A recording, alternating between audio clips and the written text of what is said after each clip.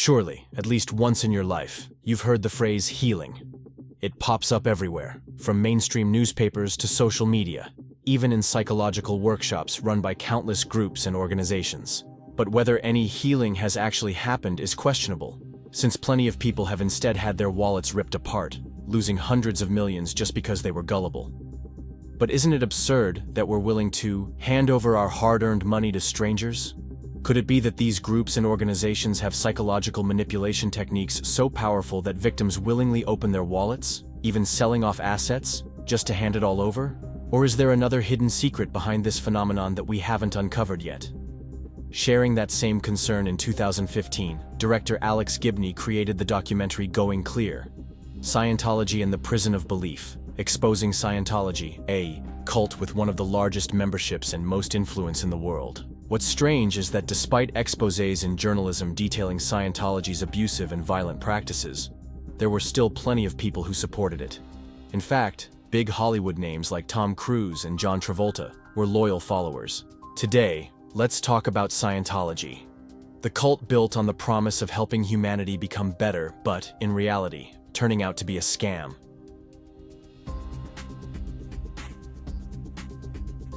To truly understand what Scientology is, first we have to understand the life and mind of its founder, Lafayette Ronald Hubbard.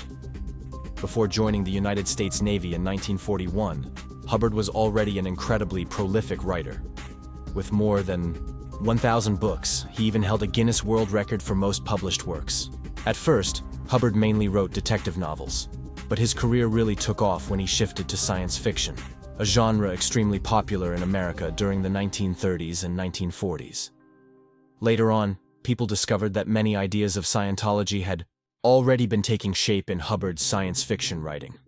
So, what exactly is Scientology, and how is it tied to science fiction and theology? Scientology's central belief revolves around reincarnation and the idea that psychological traumas can only be removed through a therapeutic process called auditing. In its earliest days, Scientology operated like a religion, and Hubbard himself once told his second wife, Sarah Northrop Hollister, that the only way to make real money was to tie his work to religion. That belief laid the foundation for his book Dianetics, The Modern Science of Mental Health, published in 1950. Going back in time to the 1940s, after Pearl Harbor, Hubbard was given command of a submarine hunting ship. But very quickly, he was removed from duty because of repeated blunders, including accidentally shelling a Mexican island. Later, to trick Sarah into leaving her lover and marrying him, Hubbard lied, claiming he had sunk 2 submarines and been severely injured in the back and eyes during military campaigns. He painted himself as a war hero, exactly the type of man any woman would be proud to marry. His lies might not have mattered much, except the marriage itself turned out to be a nightmare. Shortly after, Hubbard showed increasingly violent and unstable behavior, accusing Sarah of betraying him. Around that same time, his book Dianetics hit the market. The book spread across the US and around the world, staying on the New York Times bestseller list for months. Hubbard declared that to truly understand life, one must be a part of it. That is, to dive into every corner of existence and interact with all kinds of people to really know what they are. He boasted that he had studied 21 different primitive races and concluded that humans are spiritual beings dragged down to earth by material and physical desires. Therefore, humanity needed help to become better. One of Hubbard's key points was the removal of past psychological trauma in order to develop the self. He called these painful memories engrams.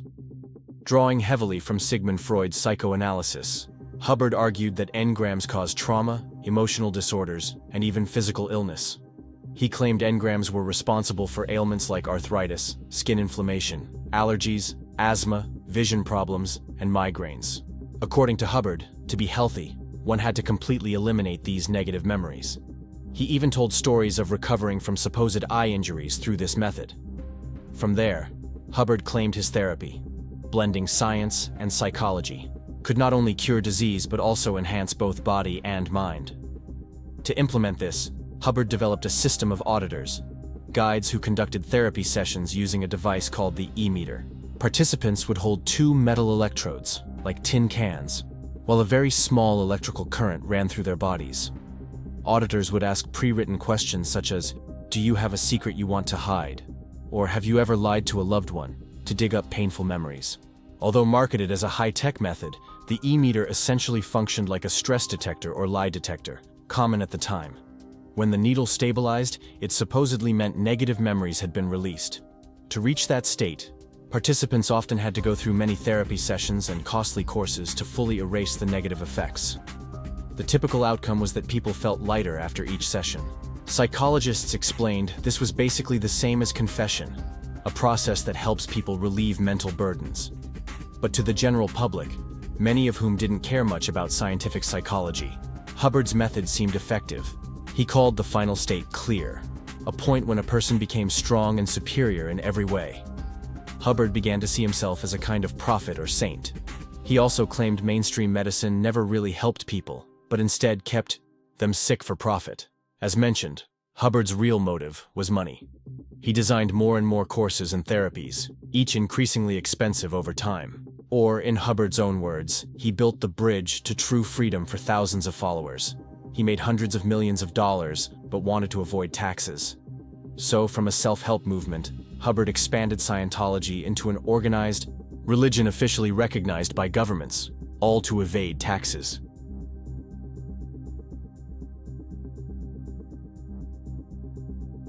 To legalize his vast fortune, Hubbard tried to get Scientology recognized as a non-profit religion to gain tax exemptions, but failed. By the late 1960s, the IRS launched a tax evasion investigation against him, and Hubbard fled the US to secret locations abroad. Meanwhile, Dianetics remained a bestseller, and Scientology spread across 3 continents. How did Hubbard escape the US? His solution was to form a small fleet of 3 ships, appoint himself Commodore, and establish the Sea Organization, later the elite inner circle that managed Scientology worldwide. Life on these ships was extremely harsh. Exhausting labor, brutal punishments for mistakes, and poor living conditions. Yet, members still revered Hubbard like a living saint. The entire crew believed they were conducting research into why ancient civilizations collapsed, blind to Hubbard's delusions. He claimed he had lived countless past lives, once as a Roman prince, another as a European noble, and that he had buried treasures along coastlines. By the mid-1970s, when Mediterranean ports stopped welcoming him, Hubbard returned to the US and lived in seclusion until his death, while still actively directing Scientology's activities. His next target, Hollywood. Throughout its history, Scientology has attracted countless celebrities, musicians like Leonard Cohen, members of the Grateful Dead, actors like Rock Hudson. To capitalize, Scientology even built a celebrity center to lure high-profile figures. Why? Because celebrities not only promoted the cult's image, but also desperately sought ways to handle the pressures of fame. Hubbard's blend of spiritual science and therapy was marketed as a path to success, and indeed, it appealed to some. Take actor John Travolta. Early in his career, Travolta struggled to find success in Hollywood. Introduced to Dianetics by a friend, he became deeply absorbed. After undergoing extensive Scientology therapies, his career skyrocketed. Every audition seemed to go well, roles poured in, and he became convinced the cult was responsible. By the early 1980s, Travolta was Scientology's biggest star. The danger, however, is that once people fall too deep, they become obsessed, believing all good fortune stems from some spiritual force, and that if they leave, their success will vanish too.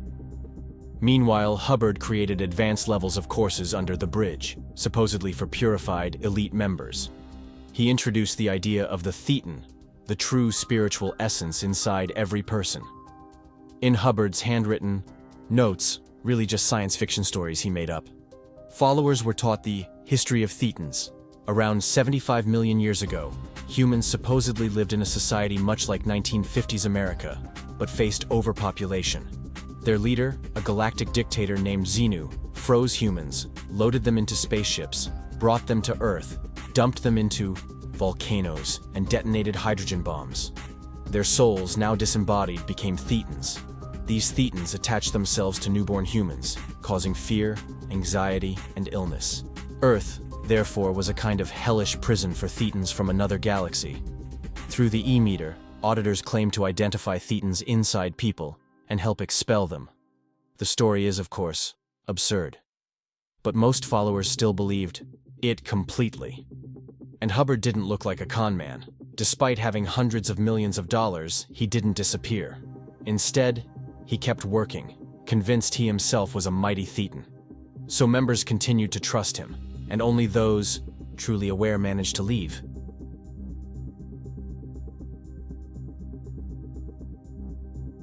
When Hubbard died of a stroke in 1986, ambitious young David Miscavige took over. Unlike Hubbard, who said 98% of humanity was good, Miscavige taught the opposite. Only 2% loyal Scientologists were good, while everyone else was evil. Anyone who insulted or left the cult was blacklisted under a policy called fair game. Developed by Hubbard in the 1960s, fair game meant that anyone labeled an enemy could be attacked by Scientology in every possible way. Spying, harassment, lawsuits, intimidation, defamation. Devoted followers believed this was righteous, protecting their honorable religion. Hubbard also left behind the Rehabilitation Project Force, RPF, a correctional unit for problematic members of the Sea Org. Its purpose was to restore loyalty, but in reality, it meant imprisonment, forced labor, and brutal indoctrination.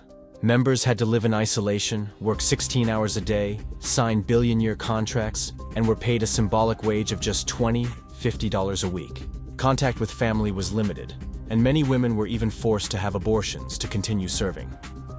Former member Spanky Taylor, loyal for 17 years, was once thrown into the RPF under horrific conditions, while her infant daughter was gravely ill. That was when she decided to escape. But leaving Scientology was nearly impossible. The organization constantly interfered in ex-members' personal lives. In auditing sessions, all personal confessions were recorded, later used as blackmail to threaten, silence, or extort those who opposed. For celebrities like Travolta, this was a nightmare.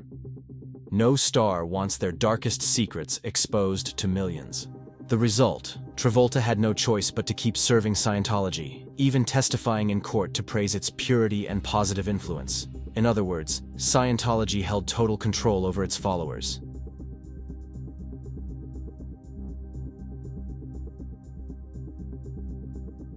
October 8, 1993, marked a historic day for Scientology. They announced victory over the IRS, securing exemption from billions in taxes.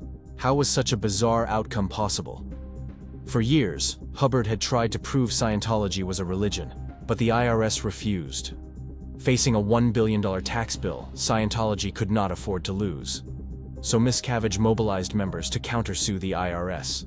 A staggering 2,400 lawsuits were filed simultaneously, not just against the IRS itself, but also against individual employees who had no idea why they were being sued. Scientology unleashed an all-out war, and the IRS was overwhelmed. The truth was that Scientology had many wealthy, powerful members who poured money into these lawsuits, fueling the fight. Beyond that, how do you even define what is or isn't a religion? The IRS was stuck. Eventually, Miscavige struck a secret deal with Fred Goldberg, then Assistant Secretary for Tax Policy. If the IRS granted Scientology tax exemption, all lawsuits would vanish overnight. So, on October 8, 1993, Scientology celebrated its greatest victory. From that point on, they paid no taxes, not even royalties from Dianetics. Members were still pressured for endless donations. Students charged astronomical course fees. Labor remained dirt cheap, and their finances grew more powerful than ever. They invested in media and real estate worldwide, opening doors for more victories to come, including drawing in Tom Cruise. Indeed, aside from Travolta, Scientology's brightest star was Tom Cruise, the man hailed as Hollywood's last true megastar, whose very name alone could draw audiences without relying on franchises or cinematic universes. Since joining in 1986, Cruise became Scientology's most prestigious representative. He traveled worldwide, meeting ministers and ambassadors, beloved everywhere. But one thing troubled Miscavige: Cruise's marriage to Nicole Kidman. Why? Because Nicole's father, Dr. Anthony Kidman, was a well-known Australian psychologist. Seen by Scientology as a threat, Nicole herself became a risk. From 1992 to 2001, She kept Cruz as far away from Scientology as possible. The marriage eventually fractured, with Scientology playing a big role in its collapse. They recorded Cruz's private therapy sessions, hired detectives to spy on Nicole, and even wiretapped her phone. Later, they helped Cruz win custody. Battles Scientology even arranged girlfriends for Cruz, hand-picking women, styling their hair and makeup to his preferences, and presenting them to him. One such case was actress Nazanin Boniadi, who had a whirlwind romance with him in late 2004. Beyond that, nearly everything in Cruz's life, cars, mansions, furniture, was supplied by Scientology. They needed him just as much as he needed them. Finally, on April 27, 2005, Tom Cruise began dating actress Katie Holmes, and they married that November. The media dubbed her Scientology's bride, with their wedding one of the most talked about events in Hollywood. They had a daughter, Suri, and the public thought it was Cruz's happy ending. But after 7 years, Katie filed for divorce. To protect Suri from Scientology's influence, she fought for and won full custody. More than a decade later, Cruz and Suri still have no contact. Some former members revealed that Scientology enforces a disconnection policy, severing ties with anyone who leaves. Since Suri never joined Scientology, Cruz was forbidden from seeing her. Though the cult denies this, everyone knows how much they controlled his life. After countless scandals, many high-ranking members left Scientology, exposing the abuse they endured. Articles kept getting published, books written, interviews appearing all over YouTube, but Scientology's power remained vast. They intimidated, slandered, and harassed victims, making their lives miserable. It wasn't until Alex Gibney's Going Clear, Scientology and the Prison of Belief was released that the public truly saw the cult's dark underbelly. Today, Scientology is no longer in its golden age. Membership continues to decline. Leaders hide in the shadows, refusing interviews. But with assets worth over $3 billion, Scientology remains an untouchable giant. So we're left with a final question. Did Scientology really make humanity better, as it claimed? Or, in reality, when even its most loyal followers look back, all they see is bitterness, regret, and lifelong scars? That's the haunting question many will wrestle with for the rest of their lives.